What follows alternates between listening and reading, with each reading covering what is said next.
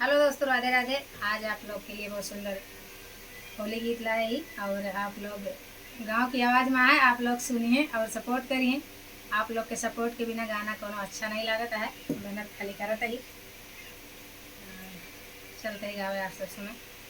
राधे राधे। पिया लगता रे हो पिया